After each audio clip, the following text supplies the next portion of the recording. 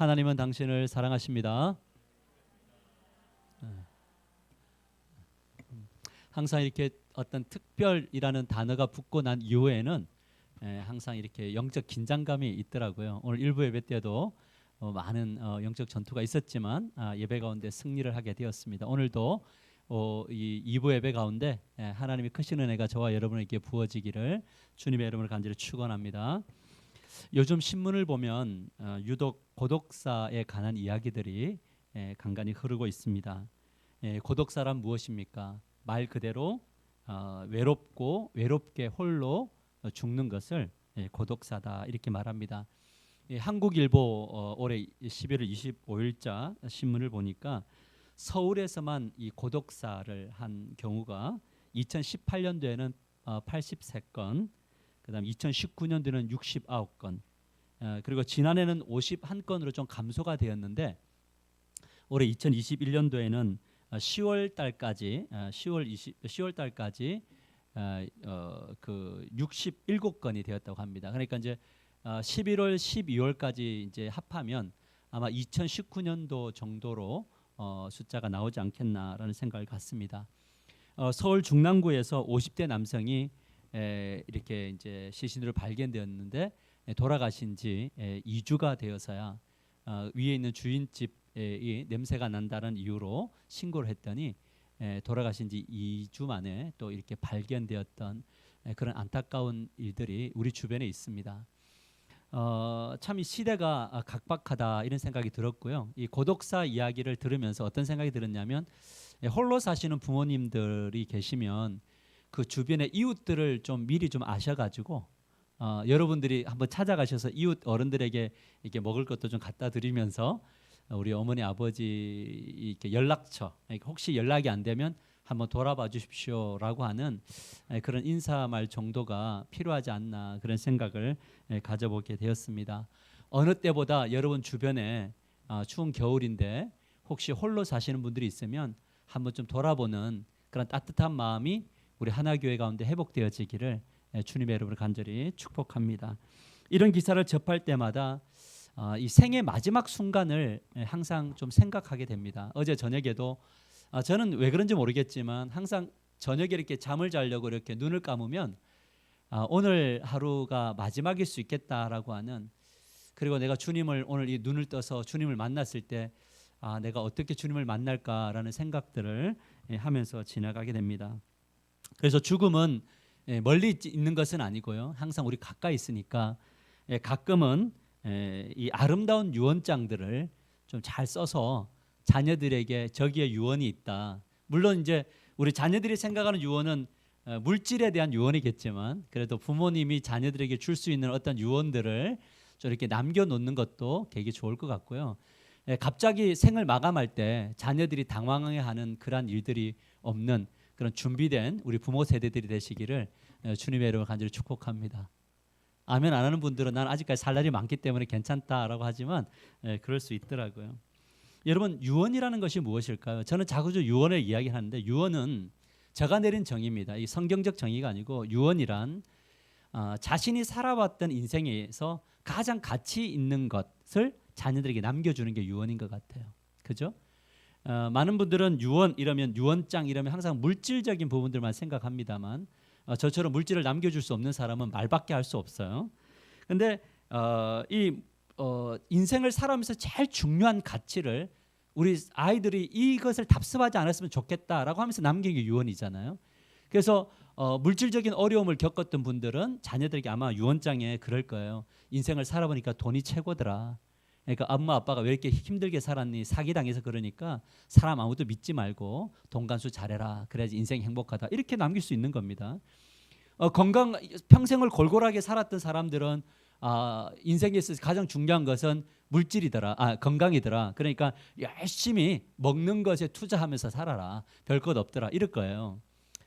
그러나 어떤 환경이 어떠하든 하나님을 진짜 잘 믿었던 사람, 하나님 나의 위로자가 되시고 하나님 나의 능력이시고 하나님 내가 바다가 갈라지지 않으면 그 위를 걷게 하시는 분이시다라는 것을 체험한 사람들은 자녀들에게 인생 살아보니까 뭐밖에 없더라는 거죠. 하나님밖에 남지 않더라. 하나님 나의 모든 것이다 라고 하는 분들은 하나님을 유산으로 남기실 거예요. 만약에 여러분 우리가 지금 마지막이라면 누워서 마지막을 보내고 있다면 여러분들은 자녀에게 무슨 말하면서 생을 마감하실 겁니까? 이런 생각을 해보셨어요? 어떤 말을 하고 나는 생을 마감할까라는 거죠. 여러분 우리가 가장 중요한 것을 남길 수밖에 없는 거죠. 그러나 유언만큼이나 중요한 것이 있더라고요. 그것이 바로 무엇이냐면 유언을 받아들이는 사람들의 태도가 중요하더라는 거죠. 아무리 복된 유언을 남기고 아무리 좋은 유산을 남겨주어도 그 유언을 받아들이는 자녀들이 그 유언의 가치를 모르면요, 그 유언은 다 헛된 것들이 되더라고요. 우리 인생 가운데 최고는 하나님이야. 하나님 믿어야 돼. 하나님이 너의 인생을 책임져 주신다. 나를 그렇게 이끄셨다라는 유산을 남겨줘도 그 자녀가 뭔 놈의 하나님이야. 하나님이 나에게 뭐 밥을 먹여줘, 나의 어떤 인생을 해결해줘. 우리 어머니 아버지 보니까 뭐 하나님 믿어도 별로 그렇게 뭐 잘 산 것 같지 않던데 하나님 안 믿어. 그러면 그건 끝나는 거죠. 그래서 오늘 우리가 말씀을 들으면서 기억해야 될 것 두 가지예요. 첫 번째는 뭐냐면 나는 어떤 유산을 남겨줄 건가. 내 인생의 가치는 최고의 가치는 무엇인가를 하는 생각하고, 또 하나는 우리 자녀들이 이 유산의 가치를 잘 알 수 있는 자녀로 생을 살아가게 해달라고 기도하시는 저와 여러분이 되시기를 주님의 이름으로 간절히 축복합니다. 그래서 오늘 말씀의 제목이 이렇게 정했습니다. 여호수아 어느 편을 선택할지 묻다, 이렇게 정했어요. 같이 한번 읽어볼까요? 시작. 여호수아 어느 편을 선택할지 묻다. 여호수아의 인생의 최고의 가치, 여호수아 당신에게 있어서 인생의 최고의 가치는 무엇입니까? 물었어요. 오늘 하나님께서 여러분에게 물어요. 여러분에게 있어 인생의 최고의 가치는 무엇이냐라고 물어요. 여호수아는 그의 삶으로 이 대답을 했습니다. 여호수아의 최고의 가치는 뭐냐면 하나님 나라를 구현하고 확장하는 거예요. 하나님의 통치 안에 머무는 것이 그의 인생에 있어서 최고의 가치였습니다. 여호수아는 어떤 순간에도 하나님과 함께하는 시간을 보냈습니다. 여러분 그래서 그 본문이 하나님 관계를 유지했는데 우리 1절 2절 말씀을 우리 같이 한번 크게 읽어보십시다. 시작. 여호수아가 이스라엘 모든 지파를 세겜에 모으고 이스라엘 장로들과 그들의 수령들과 재판장들과 관리들을 부르매 그들이 하나님 앞에 나와 선지라.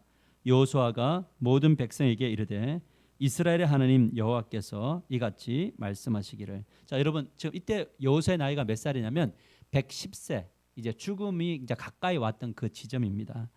근데 이때 모든 사람들을 세겜 땅으로 모아놓고 앞에는 누구를 세우냐면 이스라엘의 지도자들, 장로님들, 그 다음에 재판관들, 그 다음에 수령들, 그 다음에 또 관리들을 모아놓죠.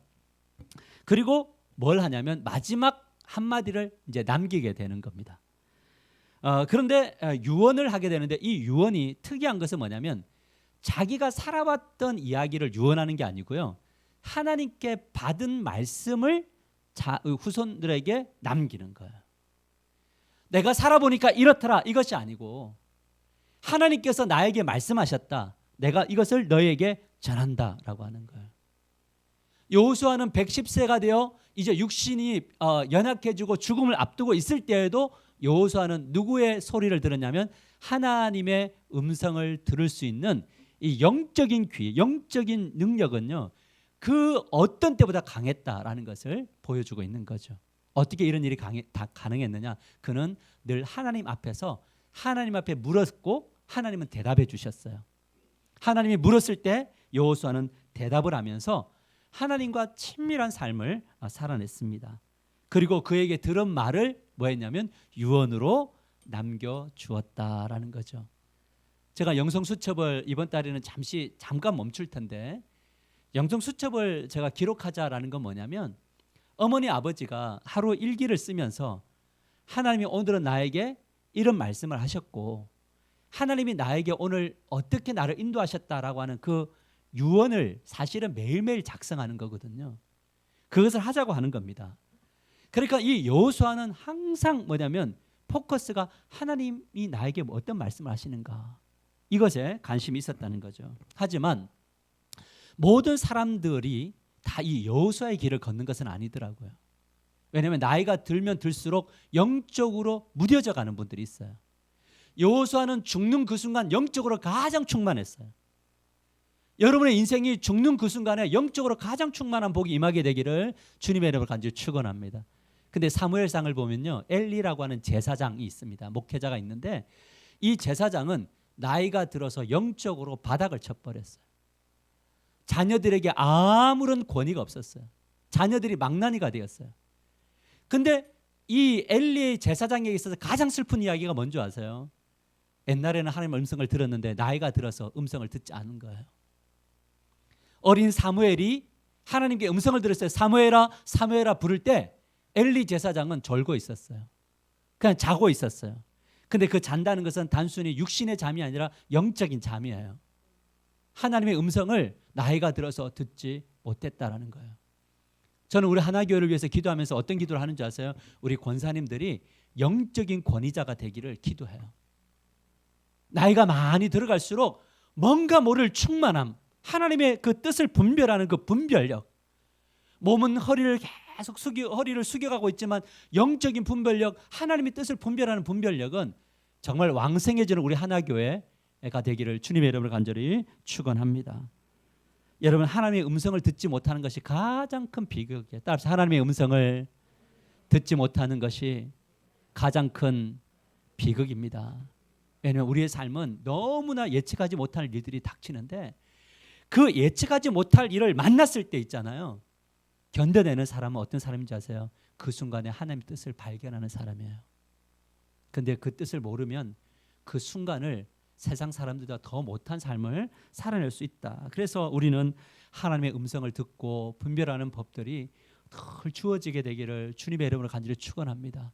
그래서 기도할 때마다 이런 기도해야 돼요. 뭐 주세요? 하나님 이거 해결해 주세요. 저거 해결해 주세요가 아니라 하나님 이 가운데 나의 삶 속에 하나님의 뜻이 분별되고 음성이 들려질 수 있도록 도와주십시오라고 하는 거.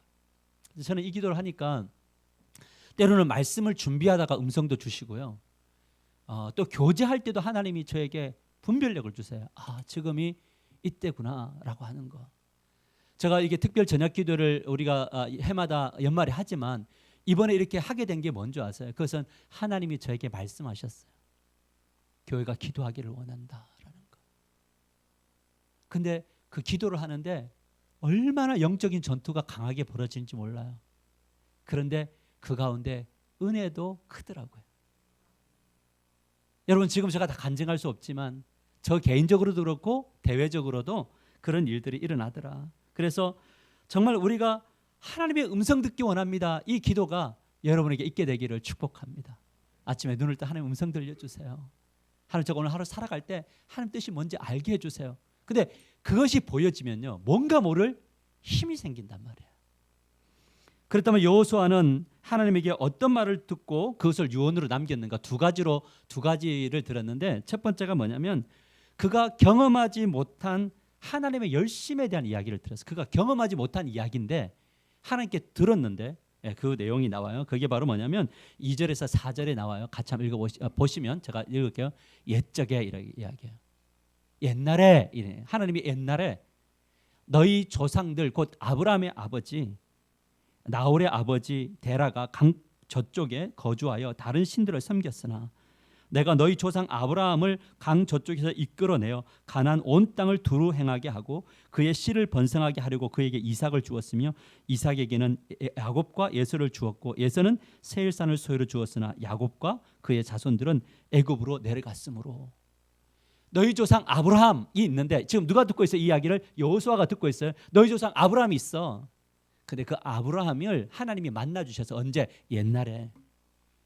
하나님이 그가 믿었던 신을 버리게 해서 언제? 옛날에. 그리고 그 너희 조상들 야곱의 후손들이 어디로 가면 애굽 땅에 갔어. 옛날에라고 하는 거예요. 지금 하나님이 여호수아에게 어떤 이야기 들려주냐면 옛날 이야기를 들려줬어요. 그런데 그 옛날 하나님이 행하셨던 열심이 이 여호수아는 그 이야기를 들으면서 그 옛날에 인도하셨던 하나님이 믿어지는 거예요. 오늘 지금 우리는 옛날 이야기를 하고 있는 거예요. 옛날 여호수아 때 이야기를 하고 있는 거예요. 그런데 오늘 이 이야기가 누군가에게는 믿어질 거예요. 그래서 누군가에게는 이스라엘의 옛날 이야기가 나에게 무슨 상관이 있어? 라고 하는 분들이 있을 거예요. 여러분, 은혜와 복이라는 것이 무엇일까요? 그것은 옛날 이 이야기가 오늘 나의 이야기로 믿어지는 거예요. 이상하게 예전에는 설교 듣고 나면 잊어버렸는데 집으로 가도 떠오르고 일주일 내도록 떠오르고 새벽에 들었던 말씀이 떠오르고 저녁에 들었던 말씀이 떠오르면서 나를 이끌고 있는, 이 하나님이 지금 나와 함께하고 있구나, 옛날의 하나님이 지금 하나님이시구나라고 하는 것이 믿어지는 거. 목회를 하면서 많은 죽음을 봅니다. 많은 돌아가시는 분들을 보는데요, 돌아가시면서 진짜 들었던 말씀으로 축복해 주는 그런 분들을 별로 본 적이 없어요. 자녀들을 모아놓고 목사님 모아놓고 목사님이 나에게 전해줬던 이 말씀을 붙들고 저는 평생 살았는데 자녀들아 너희들도 이 하나님을 믿고 가야 돼 라고 하는 그 성경의 이야기를 유언으로 남기는 분들이 참 많지 않더라. 여러분, 무엇을 강조하는 대목입니까? 하나님과 말씀이 믿어지지 않으면 절대 신앙의 중요성을 유산으로 남겨줄 수가 없더라라는 거예요. 이 성경이 이스라엘의 역사고 과거의 역사로만 생각되는 분들은 이 유산을 남겨주지 못하더라라는 거예요. 하나님의 말씀이 믿어지는 은혜, 그래서 우리 기도할 때 하나님의 말씀이 믿어지는 은혜를 나에게 달라고 기도하시는 우리 하나 가족들이 되시기를 주님의 이름으로 간절히 축원합니다. 오늘 목사 말씀 들었는데 안 믿어집니다. 성경을 읽었는데 이건 무협지 같습니다. 안 믿어집니다. 하나님 믿어지게 해주십시오. 우리 남편이 우리 자녀들이 안 믿어진다고 합니다. 하나님 믿어지는 은혜를 주십시오라고 하는 이 기도에 대한 응답, 이 기도에 대한 간증이 저와 여러분에게 일어나게 되기를 주님의 이름으로 간절히 축복합니다. 믿어지는 사람들의 예배는요, 눈빛이 달라요. 태도가 딱 말씀을 들을 때 그것이 눈으로 이렇게 막 귀로 들어가는 것이 아니라 눈으로 들어가는 것 같은 느낌을 이 강대상에서 받아요. 근데 그것이 딱 믿어지는 사람들이 그 말씀을 붙들고 기도하자 할 때 그 기도는 또 달라요. 왠지 아세요? 그 말씀이 믿어지니까 기도 속에서 확신이 있고 뜨거움이 있다는 거예요. 그러니까 뜨겁게 기도합시다가 아니어도 그 말씀 붙들고 깊은 기도의 세계로 들어가요. 그곳에서 누구를 만나냐면 말씀하시는 하나님을 만나고 돌아갈 때 뭔가 기대되는 마음을 가지고 나아가는 역사가 일어나게 되더라는 거죠. 여호수아의 하나님, 아브라함의 하나님, 우리의 하나님인 줄 믿으시길 바랍니다. 그래서 이 마음속에 샬롬이 넘쳤던 이 여호수아가 이제 두 번째, 자기가 경험하지 못한 옛적의 이야기를 듣는데 이번에는 두 번째 이야기를 듣는데, 두 번째는 뭐냐면 하나님께 자신이 경험했던 이야기를 듣게 되더라는 거예요. 다시 경험했던 이야기를 듣게 하소서. 자, 오늘 5절부터 천천히 한번 보시면 이렇게 말합니다. 같이 읽어볼까요? 시작.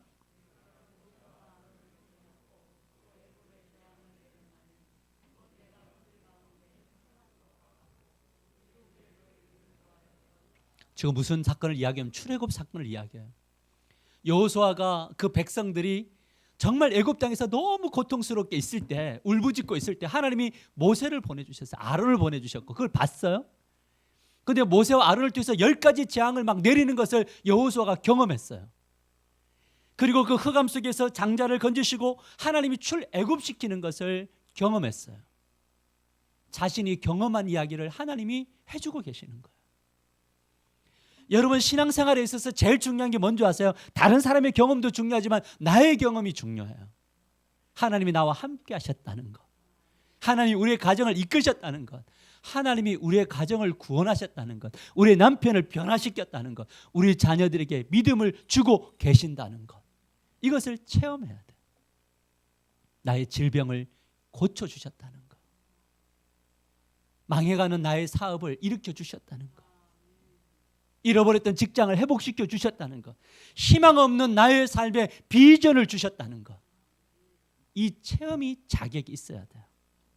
계속해서 6절에서 7절을 보면 이렇게 말합니다. 내가 너희 조상들을 애굽에서 인도하여 내어 바다에 이르게 한즉 애굽 사람들이 병과 마병을 거느리고 너희 조상들을 홍해까지 쫓아오므로 너희 조상들이 나 여호와께 부르짖기로 내가 너희와 애굽 사람들 사이에 흑암을 두고 바다를 이끌어 그들이 덮었나니 내가 애굽에서 행한 일을 너희 눈이 보았으며 또 너희가 많은 날 광야에서 거주하였느니라. 눈이 뭐냐면 보았다는 거예요. 뭘? 홍해가 갈라지는 것을. 신앙은요, 보는 거예요. 신앙은, 믿음은 보는 겁니다. 뭘 보는가? 하나님이 행하신 일을 보는 거예요. 여러분, 신앙은 이처럼 우리에게 중요한, 하나님 제가 보기 원합니다. 우리 자녀들이 세워지는 걸 보기 원합니다. 하나님 나의 이 막막한 나의 인생의 대로가 열리는 것을 보기 원합니다. 하나님 우리 하나교회가 이 부천과 인천을 책임지는 교회가 되는 것을 보기 원합니다. 그래서 봐야 돼요. 하나님은 보게 하실 거예요. 이것이 중요해요. 그러면서 계속적으로 하나님께서 아모리 족속들을요 물리쳐 주시고, 또 때로는 그 광야길 속에서 그 모압 왕 십볼이라는 사람 십볼의 아들 발락이 거짓 선지자 발람을 데리고 이스라엘을 저주하려고 했잖아요. 기억나세요? 그때 어떻게 하나님이 나귀를 통해서 하나님 책망을 통해서 그 저주하려고 하는 의도를 꺾으시고 뭘로 바꿔주세요? 축복으로 변화시키시는 하나님을 보시는 거예요. 한 사람의 그 저주라도 하나님이 막으시면 안 된다는 것. 사람이 아무리 저주할 의도를 가지고 있고 우리를 망하게 할 의도를 가지고 있어도 하나님이 막으시면 안 된다는 것, 하나님이 여시면 된다는 것, 이것을 경험하는 거죠. 여호수아의 마음속에는 뭐로 가득요? 하나님으로 가득 차 있었어요. 참 이 하나님은 멋지신 분이세요. 저는 이 하나님을 믿어요. 홍해를 가르신 하나님을 믿어요. 우리의 육신의 연약함을 치유하실 하나님을 믿어요. 여러분 계속해서 13절을 보면 이렇게 말합니다. 내가 또 너희가 수고하지 아니한 땅과 너희가 건설하지 아니한 성읍들을 너희에게 주었더니 너희가 그 가운데에 거주하며 너희는 또 너희가 심지 아니한 포도원과 감람원의 열매를 먹는다 하셨느니라. 여호수아는 이야기를 들을 때마다 진짜 그랬거든요. 광야에서 아무것도 없었어요. 맞아요? 옷 한 벌 갖고 40년 살았어요. 시작이 아무것도 없었어요. 그런데 하나님이 강력한 여리고성을 주셨어요. 가나안 족속, 히위 족속, 브리스 족속, 무슨 모든 족속의 땅을 하나님이 주셨어요. 지경을 넓혀 주셨어요. 오늘 이 말이 아멘으로 받아지는 분들에게 이 지경이 넓혀지기를 주님의 이름으로 간절히 축원합니다. 우리 교회 시작할 때 없었어요. 하나님이 지금까지 여셨어요. 여러분의 삶 속에 있었던 것이 없어요. 그런데 하나님이 채우시고 넓히시고 확장시켜 주셨어요. 하나님은 그렇게 하실 수 있는 분이세요. 여러분 우리 청년들 집을 포기한 그런 청년들이 있는데 포기하지 마세요.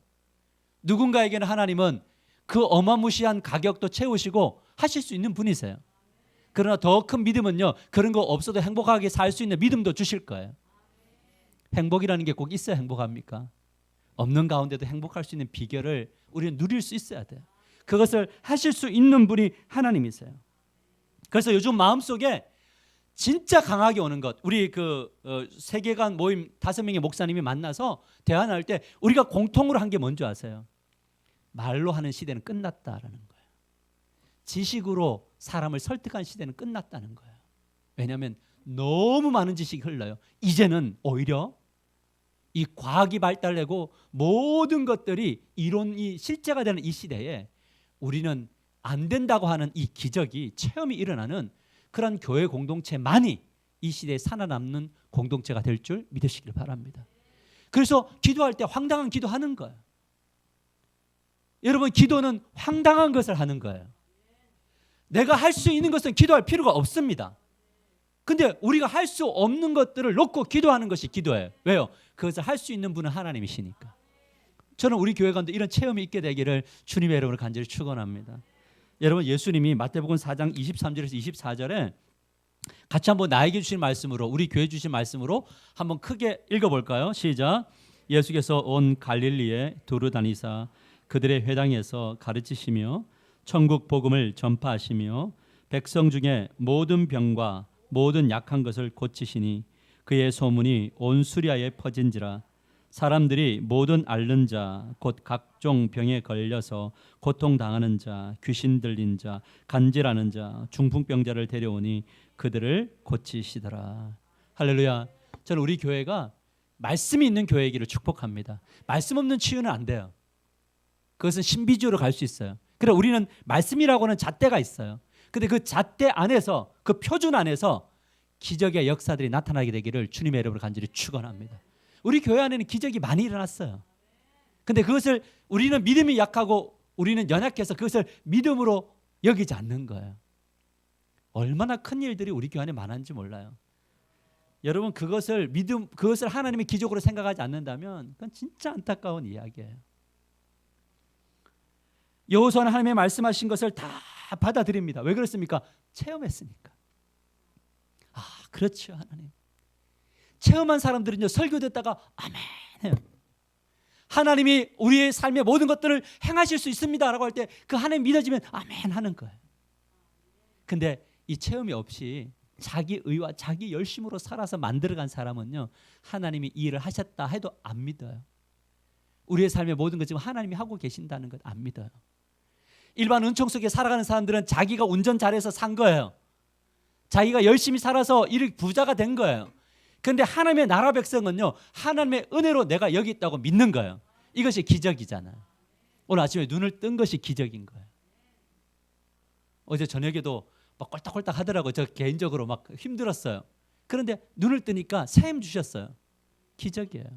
그래서 그 기적을 일으키신 하나님과 우리는 동행해 나가는데 어떤 일을 벌어주실지 저는 되게 기대가 돼요. 제가 이번에 특별 저녁 기도하면서 우리 교인들의 이름을 다 부르면서 기도하고 특별히 저에게 주셨던 어떤 간증이 있어요. 이건 오늘은 안 하고 다음에 할게요. 다 줄 수 간증이 있었다고요. 근데 저의 간증이 아니고요, 같이 함께하는 사람들에 대한 간증이었어요. 제가 진짜 기도하고 있는 게 하나 있어요. 뭐냐면 믿어지는 은혜를 반드시 주시는 그날들을 저는 기대하고 어떤 분들에 대해서요. 왜냐하면 하나님은 그분의 하나님이시니까. 아마 그것을 보고도 기적이 아니더라고 생각하면 여러분의 삶 속에는 은혜가 없을 거예요. 확신과 영적 체험이 있는 사람은 어떤 사람들 앞에서도 당당해요. 죽음 앞에서도요, 당당했어요. 다 모이라는 거예요. 왜 모이라 그래요? 확신이 있으니까. 장로님들, 관리들, 수장들, 제사장들 다 나오고 백성들 다 나와. 왜? 내가 하나님 앞에 들었던 말씀이니까 당신들 이거 하나님 말씀으로 들어야 돼 라고 하는 확신. 우리 어머니가 늘 저에게 확신 있게 이야기해요. 너는 잘 될 거라고. 아멘이죠. 뭐 제가 잘 된 거 기분 나쁘신 분은 없을 것 같고 왜? 기도하니까 확신이 있는 거예요. 기도하는 사람들은 뭔가 자신감이 있어요.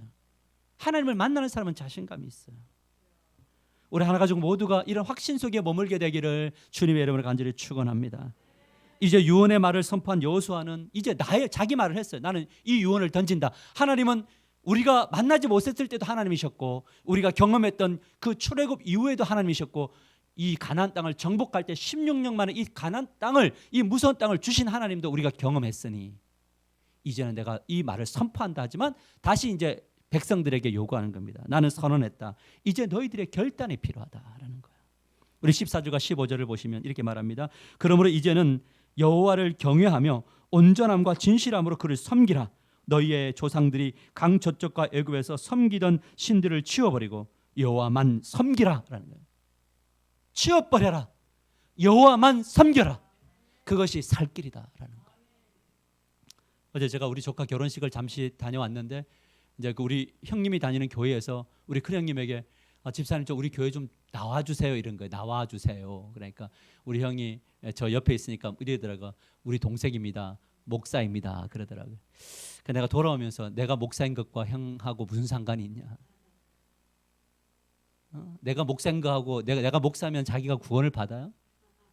목사이면 하나님 음성을 들여 동생이 목사인 거는 또 엄청 자랑하고 다니면서 자기는 안 가요. 그러니까 내가 말했어요. 가시라고. 만일 여호와를 섬기는 것이 너희에게 좋지 않게 보이거든 오늘 하나님께서 말씀하십니다. 않게 보이거든 너희 조상들이 강 저쪽에서 섬기던 신들이든지 또는 너희가 거주하는 땅에 있는 아모리 족속의 신들이든지 너희가 섬길 자를 오늘 뭐하라고 택하라는 오늘 택하라는 거예요. 하나님 택할래 우상 택할래 오직 나와 내 집은 여호와를 섬기겠노라 하니 여호수아는 자신과 자신의 가족이 여호와만을 섬기기로 결단했어요. 선택했어요. 오늘 하나님께서 묻습니다. 너희들은 무엇을 선택하며 걸어갈 거냐? 선택은 자유다. 따라합시다. 선택은 자유다. 누가 말립니까?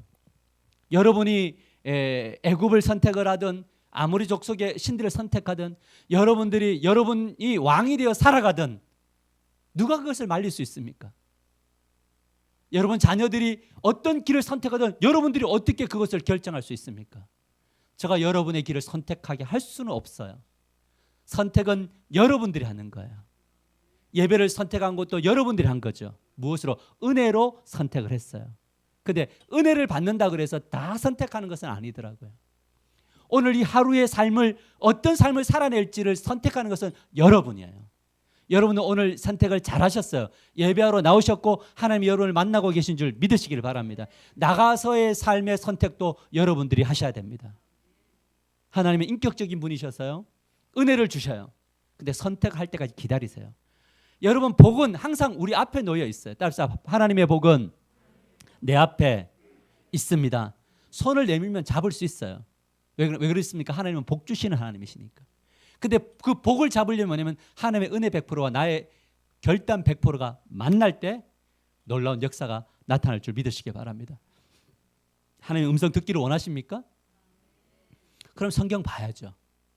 이 성경을 제가 여러분 따라다니면서 집사님 성경 읽으셔야 됩니다. 할 수 없지요. 여러분의 자녀들이 이 말씀을 읽는 것, 이 말씀을 통해 은혜 받는 것, 여러분이 할 수 없지요. 누가 합니까? 우리의 자녀들과 여러분 스스로가 이 말씀을 펴야 돼요.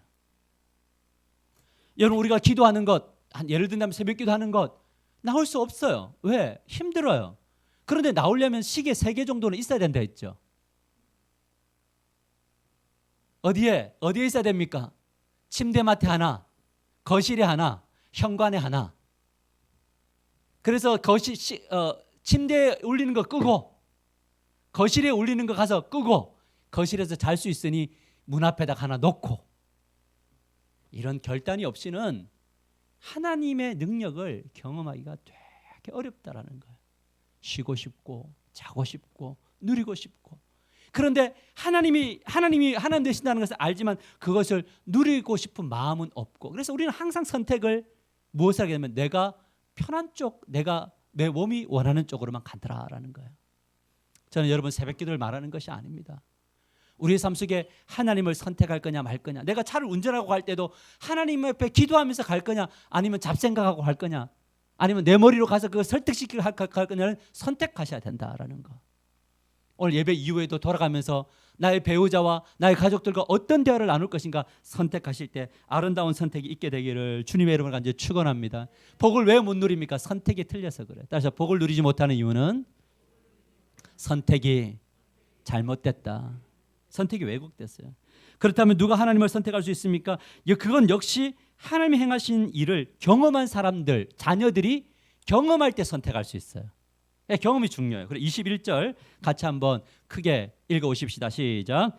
백성이 여호수아에게 말하되 아니니이다. 우리가 여호와를 섬기겠나이다 하는지라. 백성들이 뭐라고 이야기해요? 아닙니다. 우리 애굽신 그다음에 그 가나안신 섬길 수 없습니다. 저희들도 누구를 섬긴다고요? 여호와를 섬기겠습니다. 왜 그렇습니까? 이스라엘 백성들도 체험이 있어요.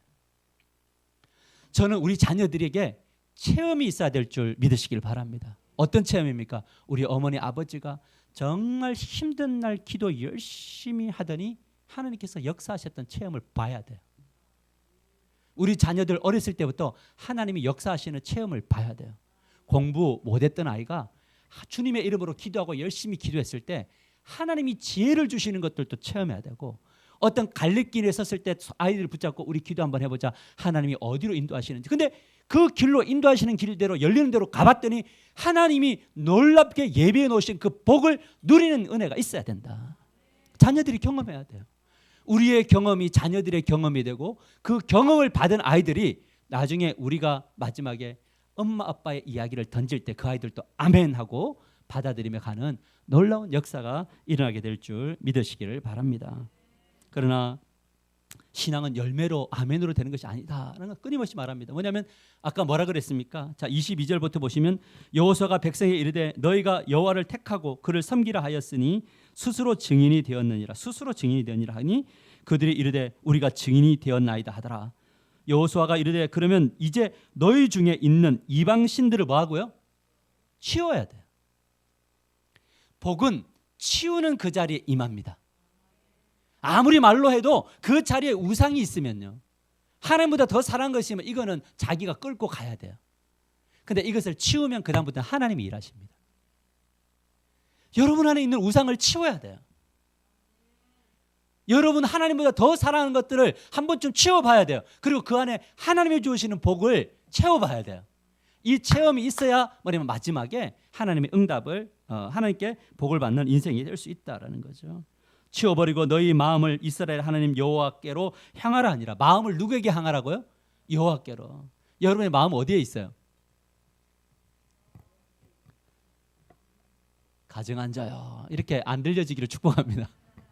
우리의 마음이 어디? 하나님께 있어야 된다. 내 마음이. 영혼을 담고 있는 이 좌소가, 지정의가 하나님께 있어야 된다. 그때 어떻게 되면 백성이 여호와에게 말하되 우리 하나님 여호와를 우리가 섬기고 그의 목소리를 우리가 뭐 한다고? 청종하는 거예요. 듣고 복종하는 것. 여기까지 가야 복을 받습니다. 저는 우리 하나교회가 복받는 교회인 줄 믿습니다. 지금까지 복 주셨어요. 앞으로도 복받는 교회가 되기를 주님의 이름으로 간절히 축원합니다. 그러려면 청종하는 분들이 많아져야 돼요. 볼 거예요, 하나님께서. 그렇게 여호수아 이스라엘 백성들은 하나님의 말씀을 유언으로 받아들이고 세겜에서 언약을 맺었고요. 잘 살았다라는 것이 성경의 이야기입니다. 그러나 그러면 어떻게 잘 살았느냐라는 거예요. 자, 말씀을 맺으려고 합니다. 그렇다면 이들의 언약은 언제까지 유효했느냐? 여러분, 복은 유효기간이 있습니다. 따라서 복은 유효기간이 있습니다. 굉장히 두렵죠. 복이 유효기간이 있어요. 언제냐면 31절 같이 크게 읽습니다. 시작. 이스라엘이 여호수아가 사는 날 동안과 여호수아 뒤에 생존한 장로들 곧 여호와께서 이스라엘을 위하여 행하신 모든 일을 아는 자들이 사는 날 동안 여호와를 섬겼더라라는 거예요. 우리 그런 거 많이 보죠. 믿음이요 3대까지 흐르기가 어렵습니다. 5대에 가면 다 이방인들 됩니다. 무슨 말입니까? 복이 유지되는 기간이 있다는 거예요. 언제까지 유지됐냐면 하나님의 은혜를 아는 분이 있을 때에는 그 가족들이 평안했는데 이분들이 떠나고 나니까 체험 없었던 신앙인들이 다 세상으로 다 가버렸더라. 그래서 무슨 시대가 왔냐면 사사 시대가 오는 거예요. 여러분, 우리의 복이 영원할 것 같죠? 우리가 유산을 남겨주면 그 자녀들이 그 유산을 가지고 잘 살아갈 것 같죠? 안 그래요, 여러분? 순간요 다 날려요. 우리 보이스피싱 같은 거 보면 어떻게 저런 게 쏙나 그런데 진짜 지금도 쏙고 쏙히는 분들이 많나요? 속으려면요, 속임을 당하려면, 사기를 당하려면 정말 정신 차렸는데도 사기 당해요. 우리의 물질, 우리의 가진 것 정말 내가 지혜롭게 잘 지킬 수 있을 것 같죠? 안 그래요. 하나님의 문을 여시면요 다 사기 당해요. 문을 닫아야 그것이 뭐냐면 유지되는 거예요. 우리 자녀들의 인생의 행복, 이렇게 살면 행복할 것 같고 저렇게 살면 행복할 것 같죠. 그런데 그것도 하나님이 부어주셔야 행복하지, 그 하나님이 부어주시지 않으면 그 행복과 복은 계속 유지되지 않습니다. 우리가 인생을 살아오면서 제가 지난번에 한번 간증을 했지만 옥하는 목사님 제자 훈련할 때 50대 이상은 제자 훈련 하지 마세요 이렇게 이야기했어요. 50대 되신 여러분 절망하지 마십시오. 왜 그런지 아세요? 50대 이상은요 절대 자기 왕됨을 안 내려놓는데요. 반대만 안 하도록 하면 된대요. 근데 저는 그게 틀렸다는 생각을 요즘에 훨씬 많이 가져요. 이 시대는요 50대 이상이 하나님을 만나더라고요. 왜 그런 줄 아세요? 젊었을 때 하나님을 만났던 간증이 있는데 그 간증에다가 진짜 진리를 진짜 진리를 덧입히니까요 깨닫더라고요. 아, 우리가 종교 생활했구나. 하나님이 기뻐하시는 것이 이것이 아니었구나. 하나님의 기뻐하시면 이런 거구나. 그 길을 따라서 씨름하며 걸어가는 그 모습을 우리 하나 가족들을 통해서 저는 봐요. 저는 우리 30대, 40대, 우리 젊은 지체 여러분 50대, 60대를 본받으십시오. 그들의 신앙의 길을 따라가십시오. 그러면 여러분들 나중에 진짜 큰 복을 받아 누리는 저와 여러분이 될 줄 믿습니다. 사사기 시대를 뭐라고 이야기하는 줄 아세요? 계속 강조하고 있는 구절이 있어요. 그게 바로 뭐냐면 그때의 왕이 없으므로 자기 소견에 옳은 대로 행하였더라라는 거예요. 그래서 불행했어요. 순간은 행복했어요. 왜? 자기 뜻대로 하니까. 여러분, 내 뜻대로 되는 삶은요 행복해요. 저도 우리 가정 안에서 내가 뭐 하려고 하는데 아내가 뭐 제동을 걸고 아이들이 제동 걸면요 불행해져요. 여러분 교회 생활할 때 왜 힘듭니까? 목사가 여러분들이 가고 싶은 길을 제동할 때 행복해요? 안 행복하죠. 우리의 죄성은요 내가 원하는 대로 가야 행복하게 되어 있어요. 그런데 중요한 건 뭔지 아세요? 내가 원하는 대로 가면 결국 불행해져요. 자기가 왕 되어서 살아가는 삶의 끝은요 불행하게 돼요. 성경은 그것을 수없이 다른 스토리로 우리에게 이야기해 주었어요. 언제 행복하냐? 하나님과 동행할 때 순간은 불행해요. 왜? 육신의 정욕에 대해서 to say no라고 해야 되니까. 하나님이 말해요. to say no. 그만. 그러면서 사는 거예요. 정신 차리게 되는 거예요. 이 과정이 힘들어요. 왜냐하면 금방 채워지지 않아요. 근데 그 길을 걸어가면 세상이 줄 수 없는 그 성령의 취함. 그래서 술 취함과 성령의 취함이 비슷해요. 성령 충만하면요 술 취한 것 같아요. 여러분 술 취하면 좀 붕 뜬 것 같죠? 안 그런 척 하지 마세요. 하고 갑자기 나는 제대로 가고 있는데 전봇대가 올라서 나를 받고 뭐 땅바닥이 갑자기 올라서 나를 때리고 이러잖아요. 이게 뭔가 싶죠? 성령 충만해도 그래요. 근데 성령 충만하면요 그 은혜와 이 비결 삶은 전혀 달라요. 술을 취해서 일어나면 골 때리는데요. 성령 충만해서 일어나면요 은혜 충만, 기쁨 충만, 하나님의 나라가 임하게 될 줄 믿으시길 바랍니다. 그래서 성령 우리를 진리 가운데로 그리고 우리가 제대로 살 수 있도록 이끌어 주는 거예요. 그래서 저는 제가 이 설교를 전하면서 제가 문자를 전하고 싶지 않아서 이거 글자를 말하고 싶지 않아서 제가 더욱더 주님 앞에 엎드려 보려고 하는 거예요. 주님, 제가 이거 문자로 잘 섞어서 말씀 전하지 않기 원합니다. 제가 중보기도팀한테 기도를 요청하는 것도요.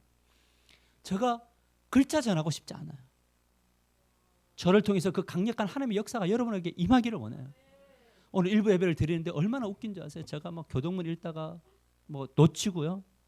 갑자기 여기서 막 음성이 막 들려오고요. 뭐 들으셨죠? 일부 예배 때 막 아무 없어요. 막 남자 목소리, 여자 목소리 막 다 들려요. 여기서 그 마이크로 설교를 할 수가 없어요.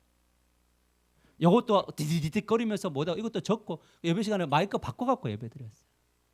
우리의 삶은 치열한 영적인 전투들어요. 그러니까 이걸 아니까 뭐냐면 저를 위해서 기도해 주십시오. 저가 예배 인도할 수 없는 거니까. 주님이 하셔야 되는 거니까. 그래서 하나님 일하심들을 늘 요청할 때는 항상 2부 예배가 은혜가 있고 1부 예배 팀들이 2부 예배를 위해서 기도하고 함께 이 어우러져서 가는 이 은혜가 우리에게 있어야 된다. 그래서 나만의 하나님이 아니라 우리의 하나님이 되기를 주님의 이름으로 간절히 축원합니다. 정말 주님이 기뻐 받으시지 않는 교회가 어떤 교회냐? 자기만을 위해서 살아가는 교회예요. 기도할 때 남의 이야기가 들어와야 돼요. 그들의 아픔이 나에게로 들어와야 돼요. 그래서 그 가운데 하나님의 일하심들을 간접적으로 직접적으로 목도하셔야 돼요. 그래야지만이 뭐냐면 우리는 복된 인생을 살아갈 수 있다라는 거죠. 선택하셔야 돼요. 항상 선택이에요. 따라서 신앙은 죽는 날까지 선택이다. 그리고 그 선택함에 후회함이 없게 되기를 주님의 이름으로 간절히 축원합니다. 우리 같이 기도 한번 하십시다. 기도할 때 하나님 도와주세요. 여호수아처럼